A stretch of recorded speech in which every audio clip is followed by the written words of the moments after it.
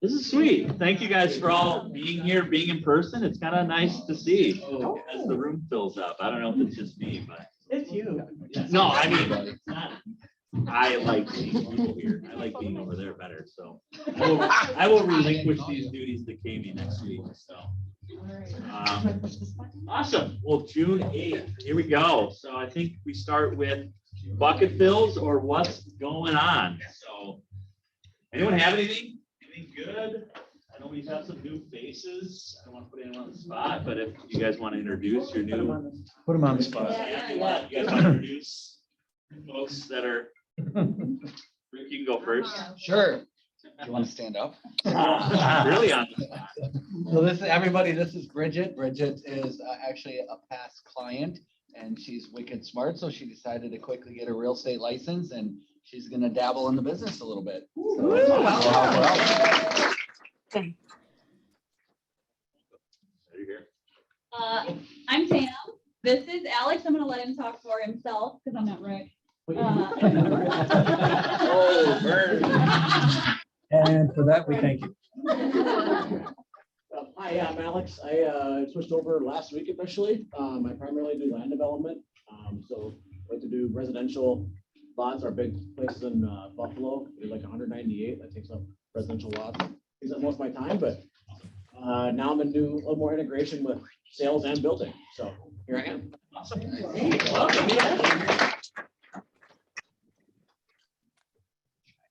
And then Michelle's here. You don't have to stand up if you don't want to. Michelle is basically finished with her coursework, getting her license, thinking about joining our. So I am.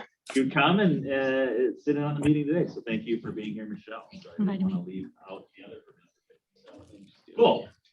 Aside from all the newbies and the new face in the room, anyone have anything good? What's going on? Going good in life, business? Could be anything.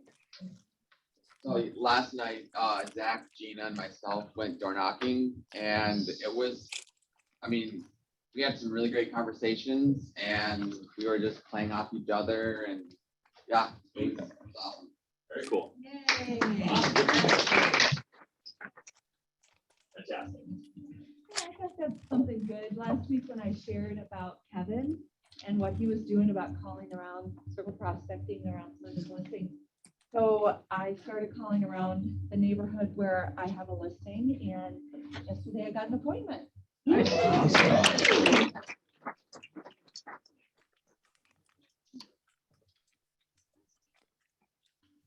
Everyone who showed up today, there's a lot of people. Yeah. I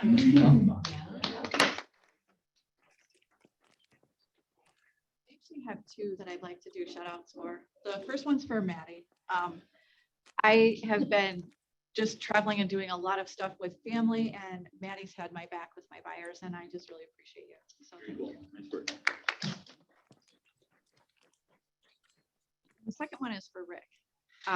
On a day that was really hard for our family, I was still able to tuck in a showing, and it was at his pre-list, and it was an amazing opportunity for my buyers to see something.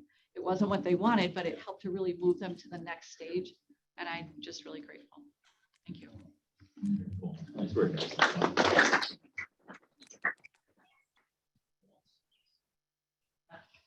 just want to say thank you to Rick for always answering our phone calls. Oh, yeah, Ken.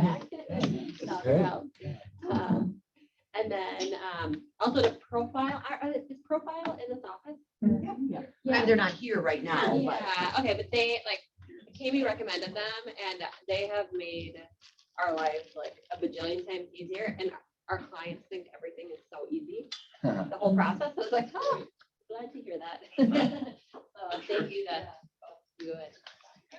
and if you haven't looked into profile for a while, look into them. I mean, they do stuff with listings, helping write PAs. They do all sorts of stuff. So definitely keep them in mind.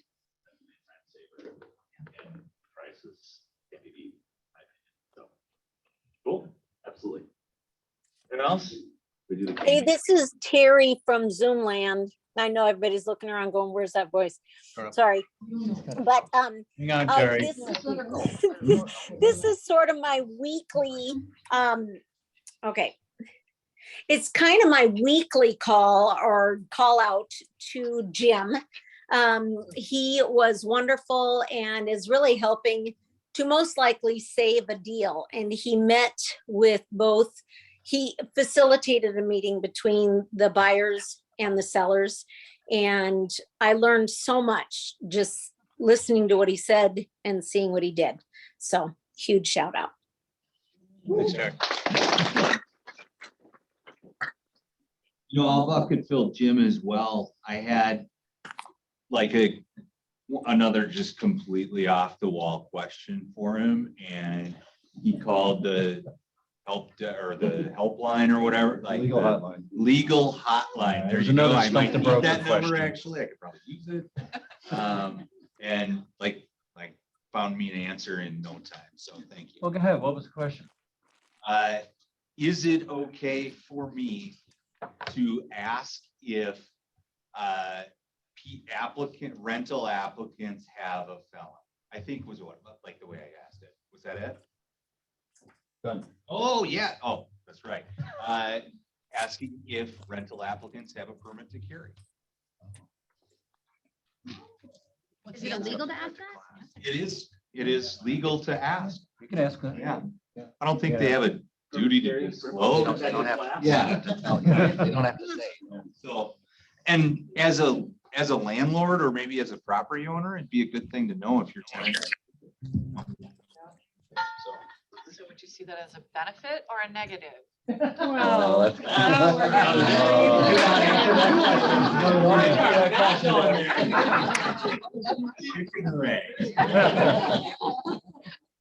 I didn't expect you to answer that. I'm gonna give a shout out to Jim also, because he's always handy, particularly after the last few months when I've had to step back for a little while. And whenever I've had things come up that I need to run by him, he's very, very helpful and very available to talk. And yeah, and he helps refresh my memory on things I learned years ago, but it's not too much. You're welcome. Thank you. Wow. Cool. I want to add one too, to Derek. So Derek and I worked with a client, I think it was like his third, right? I know, oh, don't blush. But anyway, it was fun, because this is a client that just continues to come back and work with us as a team. And so it's cool. But also Profile was involved with that. And you guys, seriously, they're awesome. So if you need help on that side, I highly recommend them as well. Thank you. Awesome.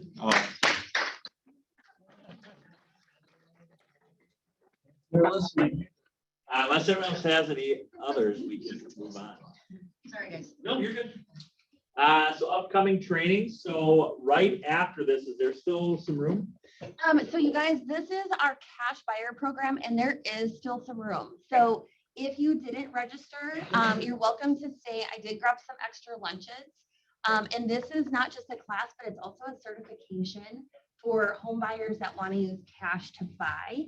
And then I also want to plug one other thing, and I'll post it on the Facebook page today. But tomorrow we're doing a remote training for Canva 101. And we've done a lot of Canva classes in this office in the past, and it's been a while. So that's something if you want to participate, it's just a Zoom call. So, okay, I'll post that on Facebook. Does the class today at noon, do we have to be in person? Yes, ma'am. Yep, the class today at noon, you're going to be in person. Yep. For those of you that may not know what Canva is, it's like designs, but it's its own website. So you can create your own flyers, create your own marketing pieces. It's pretty easy to use and intuitive, but I use it instead of designs. Probably shouldn't say that, but I used it prior. So that's where I learned to make some stuff like that. So, but it's pretty easy to use. So pretty cool cash buyer program. So definitely something to think about if you have buyers or people that are unqualified, maybe poorly qualified. Well, they probably have to qualify. I'm just They thinking. do. They have to qualify. So, yeah. There's some programs where you don't have to qualify. That's more like per rent to own one. Yep, right. Lower qualifications, maybe buyers are having a tough time getting over the hump. I'm assuming This one is, yep, this one is more of, they're gonna eventually buy, let's say they're gonna do conventional or VA. So maybe they have a house to sell and you wanna go in non-contingent. We can use cash as long as they have 3% into the transaction. And then they can sell their house within, you know, if it's the next week or 3 months, whatever. But so yeah, they would qualify for the initial program, and then we would take them through that cash piece. Closing cash, I mean, it takes like a week and a half to close. Good tool, good tool. And are there limits on it, like purchase limits? No, sir. It does have to be, so let me clarify something there, though. It has to be a primary resident, and it can't be a rental. Jim had asked, he has a buyer looking for a duplex, and that will not work. It has to be no rental, and it's primary. It can be a condo, single family. Yep. Thank you. So that is right after this, right here in the training room. So, cool. Next, Thursday, is that tomorrow? Tomorrow, Build Habits, Change Your Life. So that's led by Jen. I believe it's in person at Lakes. Or it will be on Zoom. So if you have an interest, register on that. Next Tuesday, Grow Your Inner Circle with Gordon. I don't know how to pronounce his last name, but I'm assuming this is just a sphere-based training. So how to grow your sphere, how to network your sphere, and build that piece. And then a mega agent interview with Nathan Pence. I don't know who Nathan Pence is, but maybe someone else does. Yeah, and we've been in bold, Derek, and Nate's been in bold probably half a dozen times. From Rochester. Oh, he's okay. But he works in And St. Olaf. He works in the Victory neighborhood. Awesome. Next week, I heard the first block party was a smashing success. So thank you for those that attended. We are going to do that bi-weekly as a reminder. So the Bethany Nelson group has stepped up to host that one next week. So thank you. Next week, immediately following the meeting. And that's why the grill's all blinged out, because it's Bethany's team. I heard a rumor that is Walking Tacos. Is that? Oh, yeah. So Walking Tacos next week. So that's awesome. And the sign-up sheet is on the front desk. So if you are a team or a group, or you want to get a group of people together to host one of those, or if you have questions about what that means, we're trying to get some people to host those. So if you're interested in that, let us know. Well, the Joe Cashmore Award, the Culture Award. So I'm going to kick it over to Jim. He was last month's recipient. Yeah. He is in charge of passing it on. Okay. Those of you who are newer to the organization, Joe Cashmore was a top agent here in the office for many, many years. He and Christy had the exceptional home team. Just a super dynamite guy. He was the epitome of culture in this market center.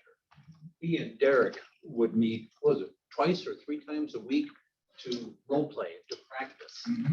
And he would do that with anybody and everybody. I mean, that's just who Joe was.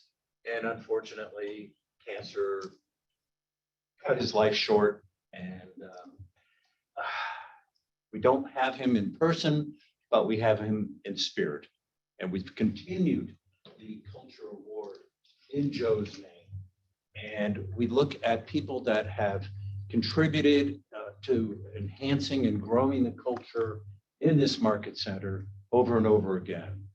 And I was grateful to have been the recipient last month.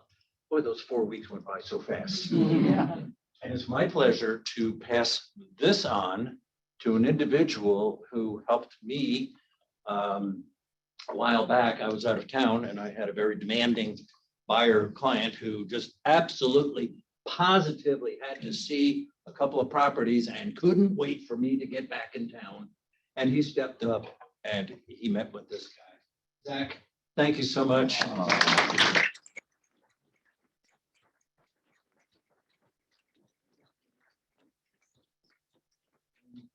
Work with you guys going out there door knocking. I don't want to give it, I'm not a person of words. Part of the culture. Just trying to get some time up here. That's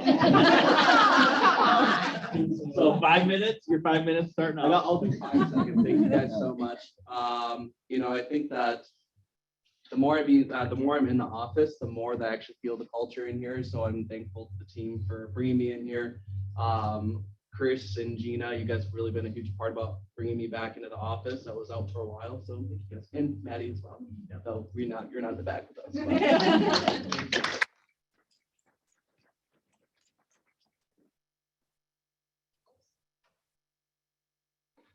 Cool. So before we get into numbers, we get into a few recognition pieces. So congratulations to Sean George had his first closing with this office, and Jen Prezioso had her first listing, which sold. I think it closed for $100,000 over list price. So very nice job on that. Congratulations to our cappers from last month. So Ryan Cole, the Desert brothers, Royce and Tony. Congratulations.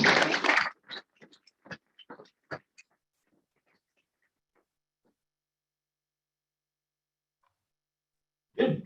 Back up. Okay. Again, thank you for calling me ahead of time to keep you out of that orange jumpsuit. All right, here's the scenario. We've got a buyer who hired an agent to find him a very specific type of property. Right? Hired him and agreed to pay the agent a finder's fee. So a couple of weeks later, agent had listed a property with a seller that met that same criteria, checked all the boxes for his buyer client. Introduced the buyer to the seller's property. It met and checked off all of the boxes except price, but they were able to negotiate through, and buyer bought it. It closed. Everybody was paid. The seller commission came from the seller on the listing side, and the buyer paid the agent a finder's fee. Any problems so far? Okay, I see a head nodding over there with Colleen. Yeah, there was.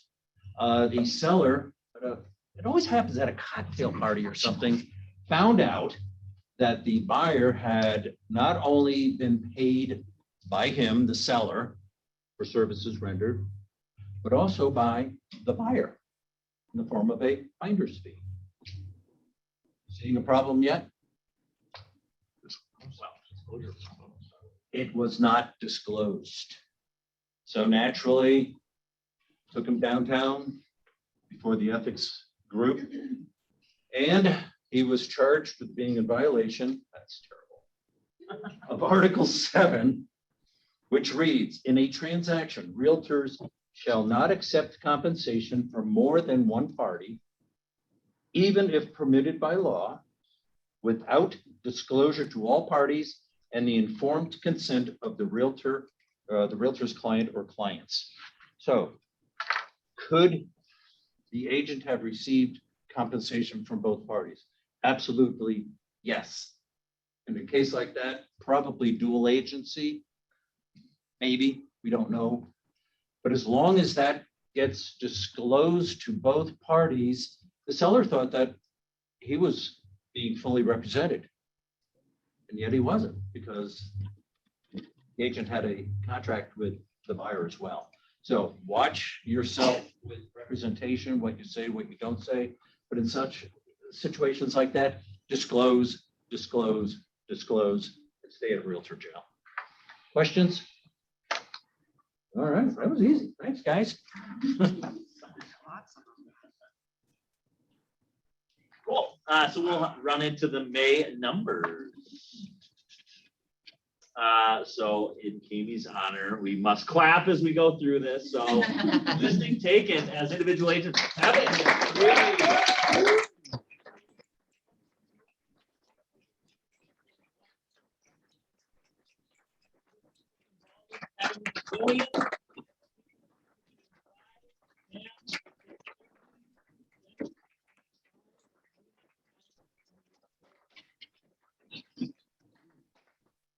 Top individual closed volume, TAM, 2.5 million.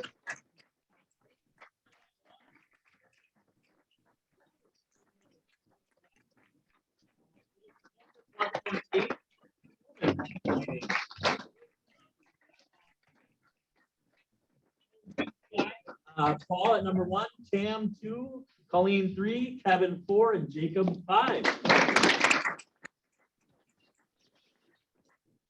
Really cool numbers as individual agents right there, guys. That's super neat. Nice job. Really cool. Top teams, listings taken. The Zurich Property Twins with 5, DC Homes with 3.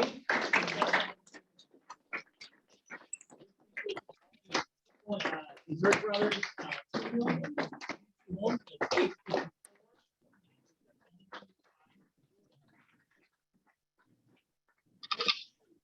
Dan, please, please. Closed volume for teams. The Zurich Property Twins, 6 million.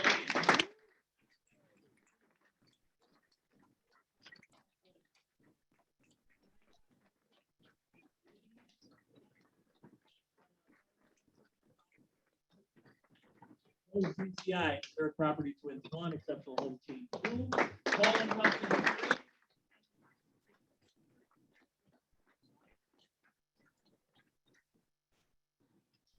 Top groups, listings taken. The Homer's group took 6 listings. Brown Real Estate Group 4.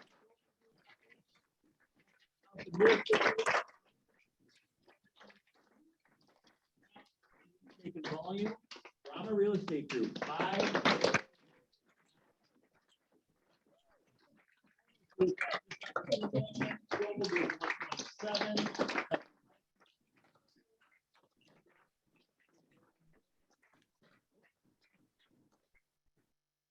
Closed volume. The Homers team closed 10 million.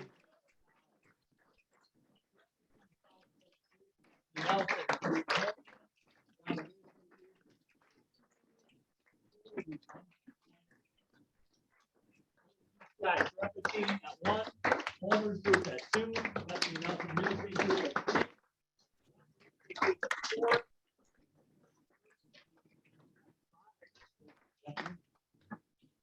Cool. So awesome job, guys. Nice work. Good month. Good to see a couple of tough months, earlier months to start the year, but a lot of momentum. So nice work. And the individual numbers were really cool. I mean, our teams and our groups obviously do a really, really nice job, but fun to see some really cool numbers by some of our individual agents. So nice job, you guys. Be super proud of that.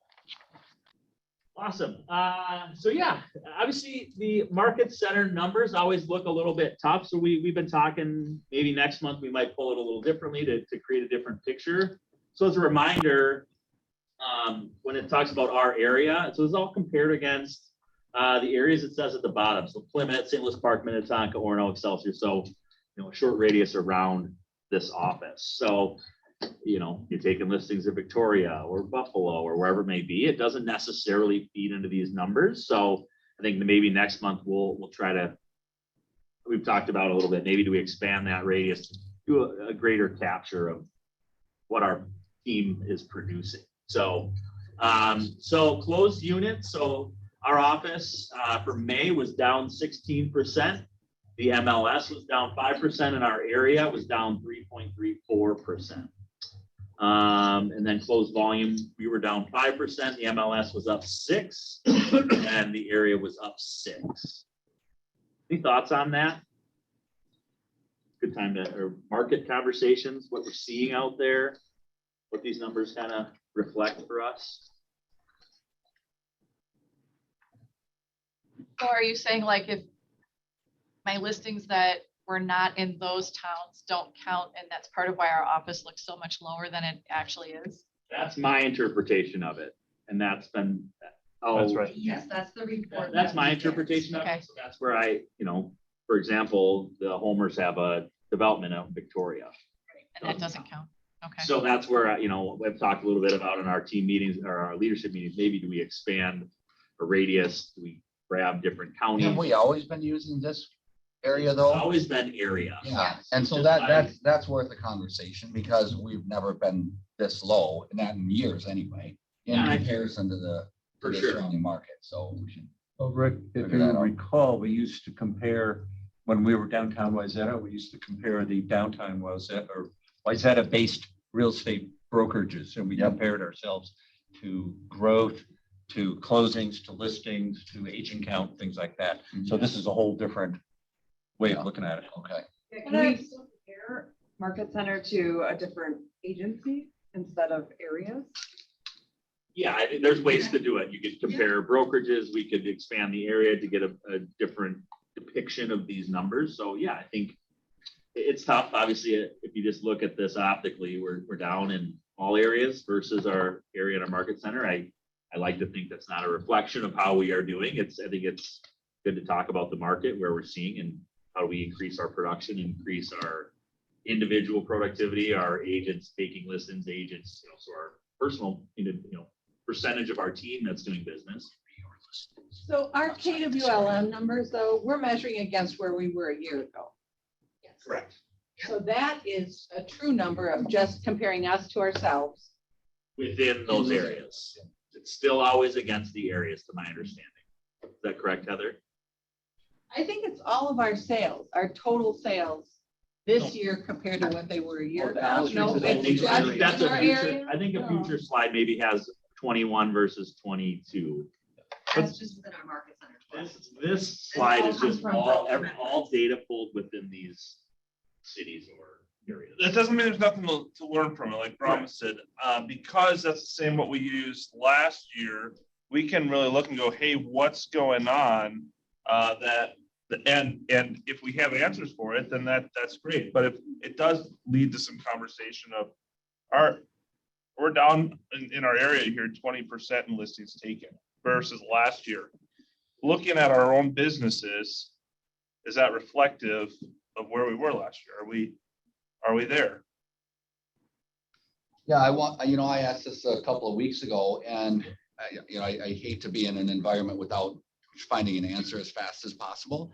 And so one of the things I did is I looked at the other agents in the office, and there's a couple agents that are doing extraordinarily well. So we're just at about 50% of where we were last year. So we're way down. We think we're gonna finish strong. It'll be a big second half because of what's lined up, but still we're at 50%. That's daunting. And the Zerks are way ahead of where they were last year. And Kevin is well ahead of where he was last year. So I know Kevin's business, and I talked to the Zerks about what their business was and why they are so far ahead. And their price point's lower, and they're selling more volume. So they're selling more properties at a lower price point. So we have very swiftly adjusted and shifted our focus a little bit. You can see from, our couple listings, total $5 million, that we do some bigger stuff, which is great. That's taking a little bit longer to sell. It probably all will this year eventually, but you can't just focus on that. And I think that, and Kevin, you should be one that's talking a little bit more about how you're finding success right now. If the Zerks were ever here, they would be talking about it too, but they're out selling like lots of houses. Yeah. So, but that's something to take under consideration. So, and I don't know if anyone else has seen that same thing, that, in that $400,000 to $600,000 range, everything is still selling. Kevin? Kev? He doesn't want anyone going to Rockford. He's got that all to himself. No, I think we talked a little bit about this last week, and I said to Nina after last week is the challenge is I've kind of let some things go the last week and a half, 2 weeks, and I'm concerned about it, but it's just I stepped out of coaching. I knew I had to get business going, so I worked. And I think that that's really what it is. And it's not, I didn't do anything new. I put a flyer out. I called and said, did you receive the flyer? And I did it time after time. That's all it is, right? Oh, shoot, you're saying it's hard work?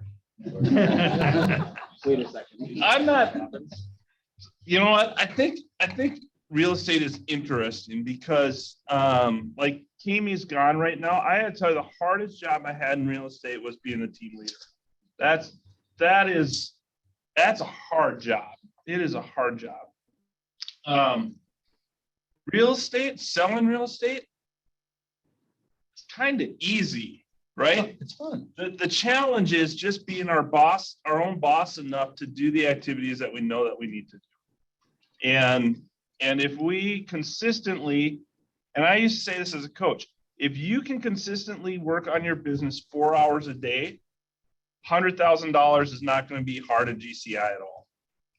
It's just not. We have a business that just takes consistency and showing up to do the work. Veterans, right? Market with an average sale price of 500,000, like that's fair, right? In this area. That's $10,000 commission, and 10 of those is $100,000 in GCI, right? Get one listing a month, or even if it's a buy side, the listing's probably gonna turn into something else. If you shoot for 10, you're probably gonna get 15. The hard part is working consistently. Rob says discipline is freedom. That's right. Right? That's it. Bold, You have to be bold. disciplined enough to do the work consistently to earn the freedom. And then hopefully you don't screw it up. Right. By not working, by not maintaining the discipline.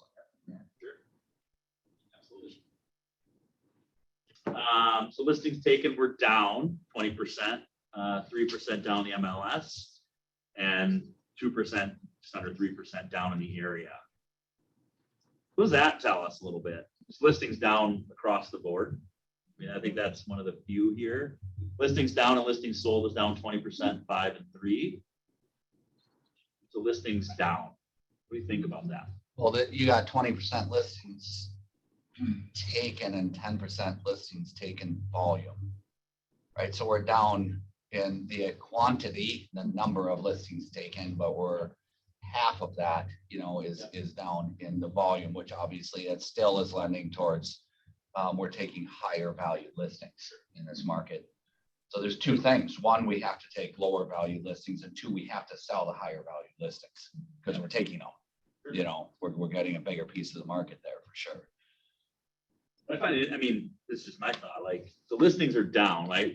Coming into this, it was inventory is low, high buyer demand, low inventory, month-ish supply. The listings go down. Does it feel like we've continued the squeeze in the last month? Does the market feel like it's getting more competitive or less competitive? I mean, my personal opinion is that it's getting slightly less competitive. I mean, I'm seeing, I don't know what you guys are seeing, but like, just not great, but I'm telling my buyers like, well, we went from 20 offers on a property and now it's like 6. So less buy side competitive. Less competitive for the buyers is what you're saying. Sure, but I mean, I think it's interesting to see that the listings last month went down, but it didn't seem like the squeeze continued to go up. I think unfortunately that's the buyers and the interest rates. So Where, yeah, that's the question then. What are we doing with our buyers, or where are they going? Mhm. So they're just waiting, or dropping out basically. So just giving us better opportunity to effectively get those. I do think, I would be really curious to see in our county metro area how we compare, because what this is telling me is that KW Lake Minnetonka isn't taking as many listings in our market area. So if it's the goal of the office to take over market share, then the agents cumulatively need to decide that we're going to do the hard work in these areas so that we can be competitive in our market, because our numbers are great, so I would love to see in our county metro area, if it's 9 counties or whatever, and see how we compare to the MLS in the 9 county area. Because this tells me that we're just not doing as well as the area. We're not grabbing market share. Yep, I would agree with that 100%. That's where I think next week or next month, we'll try to do, maybe we can grab these 7 county metro or 9 county metro, just see. I mean, maybe it looks the same, maybe it looks very different, but I think it would be interesting to see. I'm with you 100% on that. So that we'll commit to that next month to grabbing. I don't want to overstep, and I don't want to tell Kim to do, but I'll talk to her about it. And I would personally like to see it too. And it sounds like obviously you guys would too. And I would just be curious to see what that greater metro looks like and how we reflect there. I think the other question is, why are sellers not signing listings? And I know that 50% of the sellers that we've met with that have chosen not to sign listings are for one specific reason. And that's because, well, it's not precisely one, but it's all consistent. The stock market's gone down. So they're a little bit, concerned about where they're at financially. The interest rates have gone up and they are at the back end of what's just transpired for the last 3 months of knowing, and everybody in public saying, hey, these houses all went for way over list price. So it's not really about selling their house, because I'm telling them I can still sell your house because there aren't any. You know, there's still such a low supply. It's them saying, we just really are not comfortable going into the market conditions right now to find another house. And how do you deal with that? Because you have to be careful. I just told them I can sell your house because there aren't any houses. Oh yeah. And by the way, go out into a market where there aren't any houses and pay, 5% interest rate and have your portfolio down 20%. You should do that. So that's they're kind of worried about they're worried about what to do. Exactly. They're worried about what to do. And because it's not an absolute guaranteed, I'm going to get 10% over, I'm going to capitalize on today and I'll rent as long as it takes. We're not there anymore. That's gone, and so we don't have that. We can't push them. In February and March, it was a piece of cake. It was like, you're going to get multiple offers if you want to capitalize. It's happening now. So you have to do it now. We don't have that anymore. So we have to come up with a new persuasion that's positive. Yeah. Hey, Rick, had breakfast with the loan officer this morning. No, she's not here. Part of my networking group. And he's seeing a trend of sellers selling, closing, and renting back. So they don't have that fear of not being able to find something else. So you were asking for solutions and a possible trend. Stay in the house a little bit longer. Yeah.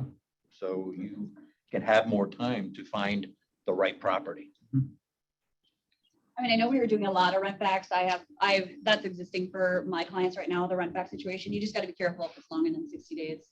So those are real conversations and I agree with Rick, the conversation's definitely shifting. The whole rent thing is gone now. So if they're selling and they need another home, we got to find another home now. It's not just listed and find another one later.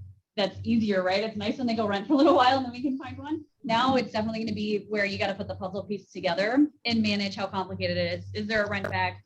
Do we really only have like 60 days to find a house for you? And then how do we put those puzzle pieces together and help, I think, handle the objections and find a solution for them when we meet down at the listing appointment, because those are conversations that are coming up. We're going to be buying and selling around the same time, not 6 months later. Yeah.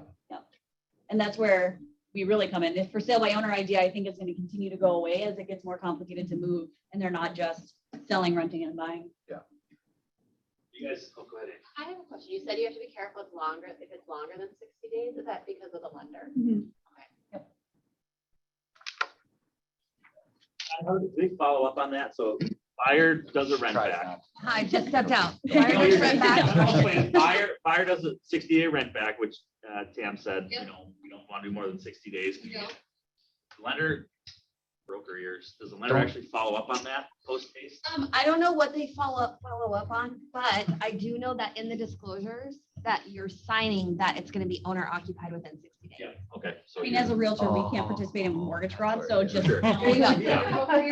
I mean, once it closes though, we're out of it. Like once that property, I mean, I'll yield to Jim on this, but once that property closes, you're not a landlord. You're not facilitating their rent back agreement. You're not facilitating when they're moving out, keys, handoffs, buyer and seller become landlord and tenant after closing. So your duties are done at closing. So we're just writing up the contract that has the rent back and everyone agrees to those terms. But once that property closes, Angie, the 60 days is typically because then it becomes an investment property, correct? Primary That's more of an- versus yep. So that's why the 60-day limit is in place there. So cool. Anything to add to that? Step on any problems there? No. Step back. I mean, your job is done. Well, I think that's also why we're going to Tanya's class today, so we can find out about that program, because we have a client that's in that scenario. And if they are in a position where they can buy first and then get their house on the market, that definitely puts them in a full position differently. You guys seeing that, Rick, Tam? I mean, are anybody, those people those move up buyers or the buy sell, are you seeing that? Is that your 300 moving to 6? Is that your 6 moving to 1 million? Is it across all? Are you seeing more in that 400 to 600 window that we kind of talked about? That's still pretty, very active right now. I mean, just curious. I don't know if there's an answer, but like for your sellers that are worried about the move up and where to go, and is it at a higher bracket? Is it a?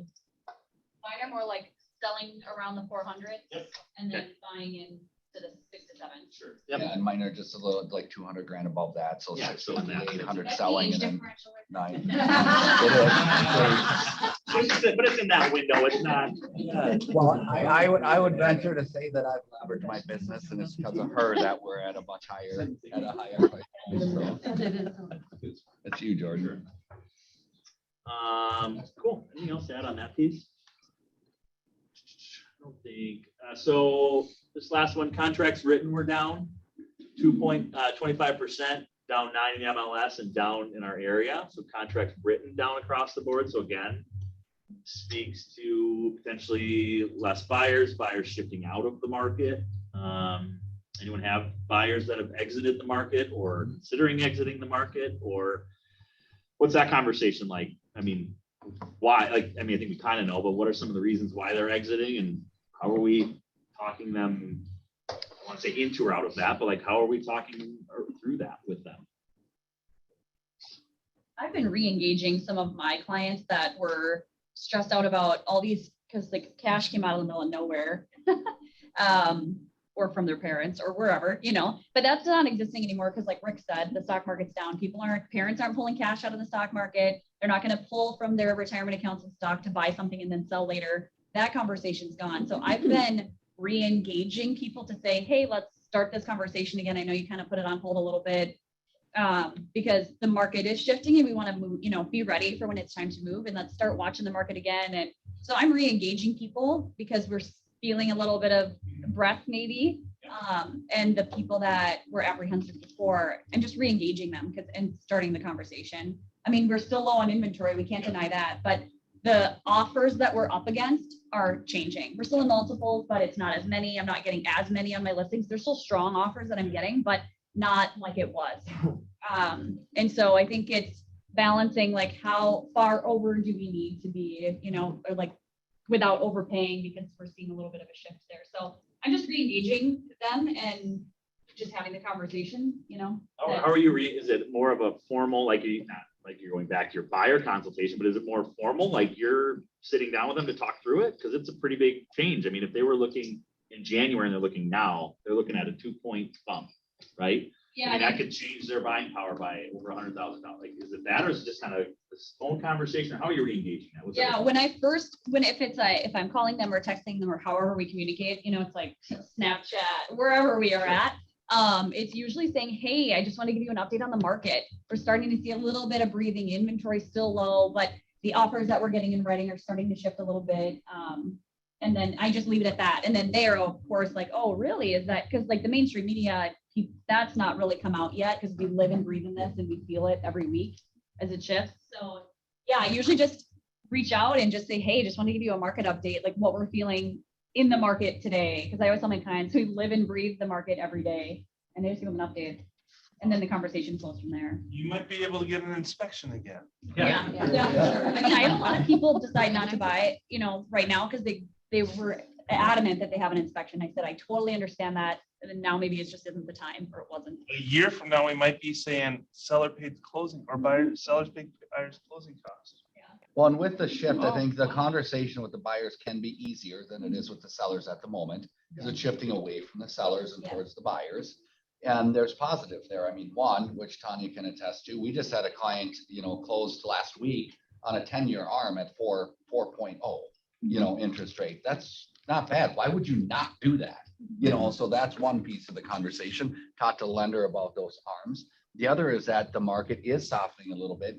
When you do right, we may not be competing against 10 others. You may be competing against 3, or in a good situation, none. So you can write a clean offer with an inspection. We can do things traditionally, and you might be the only one who's involved in that, and that'll be a very positive thing. So there's quite a few things that I think can be spun, you know, and it is beneficial to the buyers now, a lot more so than it was a month ago. I just think of, Gary says all the time, the market you sell in is the market you buy in as well, right? So if the market now starts to soften, let's say it goes down 10%. Well, if I'm a move up buyer and I'm selling a $400,000 house and buying a $600,000 house, it's costing me $40,000, but I'm actually saving $60,000. So maybe it's better that I'm doing this now. Maybe it's, you know, it's just all that spot that people don't think through. And I don't think that rates are still historically low is a great thing. I mean, it's a thing to say, but I don't think it's a great answer to, well, rates just went up 2 points, right? Because it doesn't deal with that emotion side of that as much as going back to the motivation. Remember why it is you want to move? Well, here's the opportunity on that. And then to fill that with logic of, yeah, rates have gone up, but they're still historically low, and this could still get you to what you want, right? That logic or that emotion that makes us feel that and makes us move with the logic that backs that up. And then piggybacking on that, buyers buy on monthly payment. So is it going to cost me $50 a month more? Can I handle that? So That's a big one right now. There have been people that I've talked to, they're like, I'm just gonna wait since the rates have gone up. It's like, wait a minute, what does the payment change to? If it only went up $35 or $65, is that still within budget and okay? And we should probably know that. So cut back on Right? Starbucks. We should probably know what a 1% does on a $500,000 home. Well, why do people all of a sudden become so scared of refinances, right? Like, how many of your clients refinance within a year of purchasing their last home? All of them? I mean, so either one of two things is gonna happen. You buy at 5%, rates go down, you refinance next year. Rates go up, well, we're freaking glad you bought at 5%. Like, why are we so scared of like what Jim said, like, as long as you're comfortable with the current monthly payment, that won't change, you know, unless taxes go crazy, but like minimal change to that. Get in the house and then just let it happen. I think this is great because this is the goal here is to find the right dialogue for the current situation.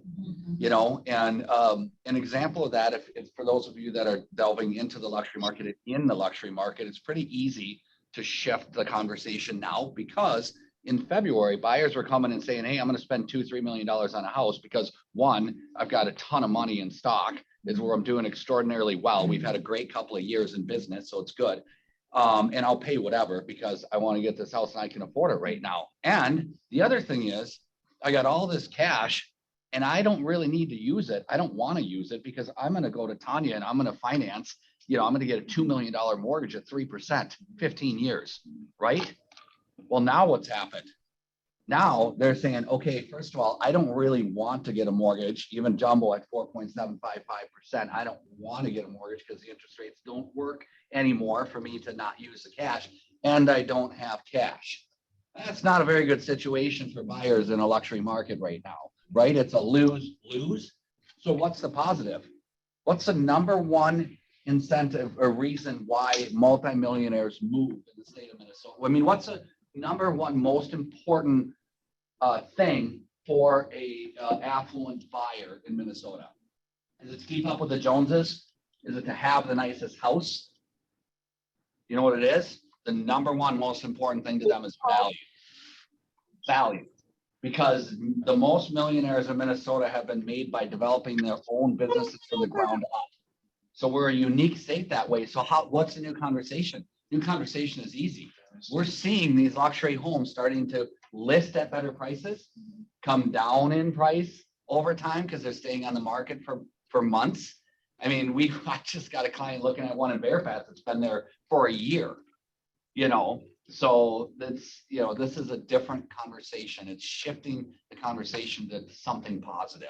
So, and there will be great value. There's going to be really good. I'm going to list some at really good value because of the change in the market. So. I agree. I think all of us would benefit from maybe if it's a panel discussion or some training about how are the conversations going to shift? Because we're handling different objections right now. The conversations with the buyers are easier. And I agree with Rick that the conversations with the sellers are more tricky. But I also see so much opportunity in this because there's so many FSBOs out there and so many people that think they can just list a house. And now's our time to shine because we're going to come up in a time where your value is now not necessarily in like showing houses and negotiating. It's shifting back to what do you bring to the sellers? And maybe we have conversations about what kind of objections are we handling? How do we, stick to the positives and stick to their motivation and stuff? Because those conversations are definitely different, and I think they'll continue to be.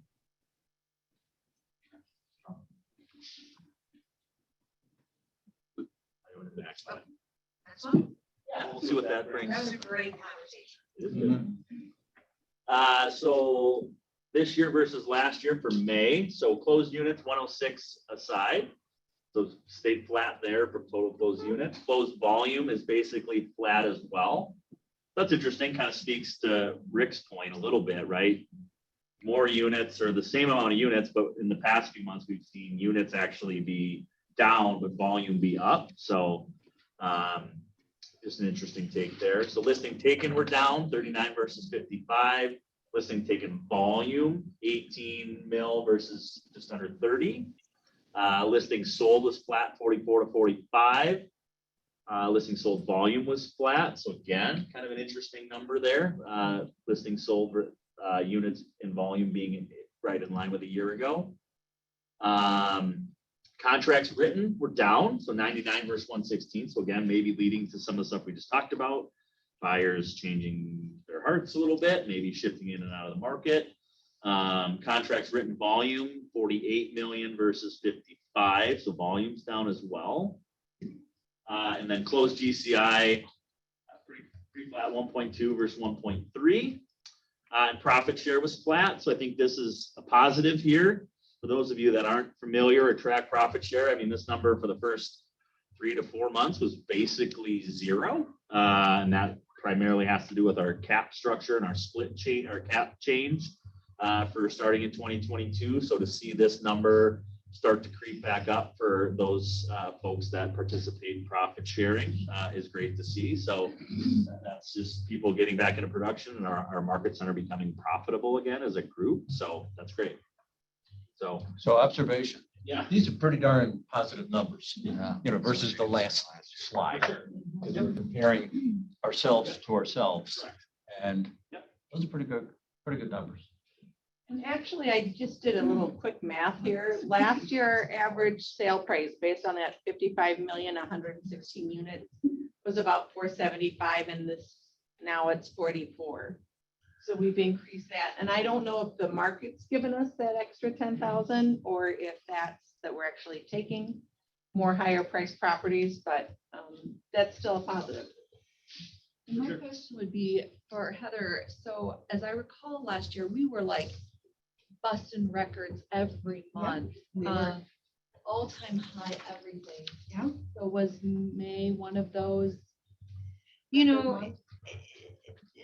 you talking about like listings taken and stuff like that? Or I was just. just. We did not, we didn't hit any records this month. And if you look back at May in the past history, I mean, last year there was 55, the year before that, 59, 69, 46, 89. So there was a lot higher numbers in the past with our listings taken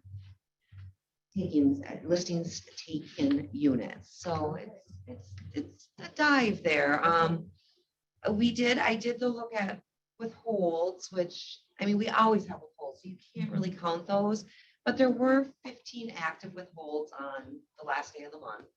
So that's something to think about, But they'll get counted in June. they get counted in June. Or when We they go don't live. count withholds in any of our multi-year trends, so you just can't. So it's a little concerning. I mean, that's a pretty big hit on listings taken. So I think it's definitely something we need to continue to work on. I think, now I've heard that script practicing is just going great on those Tuesday mornings. That's something I think they can definitely work on, are those listings taken scripts, and that door knocking and stuff, I think is what we got to keep on doing. Just like what Kevin said, with just going out there and working and staying consistent. Yeah, I mean, door knocking for sale by owners, Tam said, I mean, if you can articulate the shift that we're seeing, probably, because the other agents that are calling and doing some of the for sale by owner stuff, they're probably not be the first one to change that script around the shift and why they need you and why it's not just throw it on the market and let it work, and just, script around that. And I'm not the scripting guru, but I think we're going to see and I'll totally admit, this is not something I've ever implemented in my business because I hated it when I was newer. But I think cancels, expireds, and physicals are gonna be huge because we have so many onesie twosie agents. You've got discount brokerages all over the place, and they're not gonna be able to sell these listings, and they're gonna cancel, and then they're gonna need those of us that do this for a living. And that's where, I think that's why we have to sharpen our skills on the listing side, because we haven't had to use them for a while, right? Things just sell themselves. I totally agree. I mean, when I was thinking earlier that we had a conversation last night about price reductions. We are seeing price reductions now. We hadn't seen them previously. And I mean, I think some of that is we've been in a place where you literally couldn't overprice a listing. And I think we've gotten to the place where maybe it's possible to overprice listings. And we're seeing that in price reductions, but also I think you are going to see those people who are maybe the weaker agents who've been taking listings and literally not doing anything, where the sellers will get frustrated with that. On the other point, with the year over year or month over month, I think traditionally Minnesota has been a seasonal market to a certain degree, and we've seen that change where we haven't seen the seasonality. And there have been kind of interesting examples in my own business over the last couple of years where I've traditionally had really poor July or really poor Julys. And last year, my July was like one of the best months of the year. We've seen it with the winter too, like spring keeps happening earlier and earlier and earlier. And then this year, it seems like there wasn't even there was no winter or something, so like, I think maybe that kind of ended up balancing out over the course of the year, maybe what a week may end up looking like. Yeah, for sure. So yeah, someone mentioned it. Dana Murray's leading scripting on Tuesday mornings, 8:30 to 9 a.m. via Zoom. Dana Murray's rock star when it comes to scripting. Open for everyone? Yes. You can hop on, for sure. Yeah, we'll make sure, Can I you know, share the Zoom? I know Yeah. Lydia was gonna Lydia's gonna include share that. the link, or Yeah. you can email me and I can throw it on the calendar, right? Whatever easier for your business. So definitely recommend that. So this is just week 2. So just kind of got started 2 weeks ago. And we'll So make sure that gets also included in on the peak of the week and on the, yep, so. I think the only person I know better than Dana at scripting, and she'll say the same, is Christy. And there's a big difference between them. Even when we did our scripting thing in here, like how would you handle different things? Dana she's so consistent. She hasn't sold real estate for the last couple of years, and she says the similar things. Like it's just part of the process of going in there. It's highly, highly, highly valuable. Spinning the wheel. so spin the wheel. So this is do we want any wants and needs that we want to throw real quick before we get to the wheel? Good idea. Anyone? We have a listing coming on in South Minneapolis, a really cute stucco bungalow, 3 beds, bath and a half, about 1,500 square feet. Really cute on 31st Avenue. Right. So about 350. I've seen the pictures. They're really cute. Good. Okay. Will you email me that? I will. Can I say just something about as things are shifting before we end that conversation on the list side? I talked with Tony before I listed a couple properties this last month, and he was telling me, right, he was seeing price reductions and different things. So one of the things I did that I think worked is rather than looking at the sale price and then starting there going up, I went back to what they list for on the previous, like you can look at, see what was the list price, what was the sale price. And I went with more of their list price. We ended up going just at the sale price, but everything tells us, remember in our book, it's better to list at list or just below list and let things come back up. And I think that's one of the strategies as we're listing things is we can't assume the growth of the market right now. We got to go back to what were things listed and watch that gap and maybe go down and really have that conversation with our clients more than, it doesn't determine your sell price. It just determines how many people are going to come and have interest in your property. Cool. Any other wants, needs? This thing's coming up. Feel free to email Lydia. Yep. Cool. Other than that, So this is the spin the wheel. So this is everyone for their listings taken in the month of May. And also our extra bonus this month includes anyone who tagged us in social media in May. So feel free. Now remember, since you're seeing this in May, maybe you'll see it again in June. So maybe you can go ahead and tag us this month. And you can get some spinning wheels next month. Just saying. all right, come on up. Come on up. Hey, guys. We got cash, we got cash. Thanks for all your participation. It's awesome. You as well. Yes. How many spins you got, Chris? Jim, If that's what you're anything's not talking about? correct, feel free to come up and These are what we used to take do, your yeah. spin. How many do you So we have? compare them with our One? markets and then the color sheets. Oh, look at that. Nice. All you had to do was tag the office. All right, the Sam, how five many you got? There's 5 or 6 of us. You want to just give me my dollar now? 5. And remember, anyone that tagged us, anyone that tagged us. Do it. Producer agents, yep. 5. Oh, yeah. Everyone's got a chance. Jacob's at the back. He takes all the 20. There he does. I'm not gonna steal the left. So we got 3. And I think you guys have tagged us, haven't you? For sure. 1. I'm making everybody. Who's that? All Five. 5. 1. Five. And did you do, because you're the tagging? 21. 21. There you go. Come on, Jordan.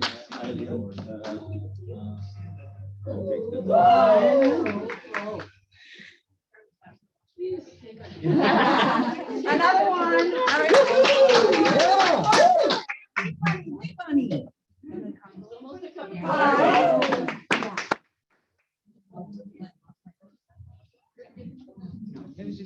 Another one. Another one. Don't forget to tag us. Include us in your post. Oh, can you? It's not for good. Okay, fun thing. Go ahead. Really appreciate that. It's a great point. Oh. One more. One more, or is it one more or more? Oh, You have 11? Nice. Thank you. no, not my girl. Oh, 5. Nice. Not that overwhelming, but I do work. There we go. There we go. We got 20. I'm gonna do this thing again and double it. There it is. I like it. I like it a lot. Nice work, Colleen.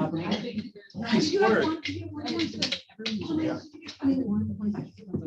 40, I think. I saw 40. What did you get? I wasn't paying attention. Oh, did you take it on social media? Okay. There it is. Oh, you got That'll one. happen. You have to teach me.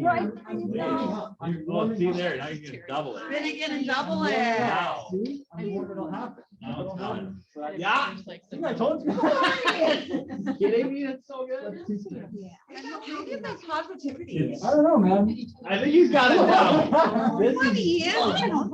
And he doubled it. He got 40. So he got $60. That's 4 spins. It's so good. Where are you at? 60 at least, 61. Gosh. 7, I guess. You know he's 7. Nice. Don't forget. You just graduated from lunch to happy hour. Let's go. Hey, social media, come on, man. It's month. Good work. 5. But I love that. I love that. That is very. Good job. Come on, what time? Better than my Better one. than one. You guys should be having back, Tanya. No, really good. How are you? Tanya, you have a seven.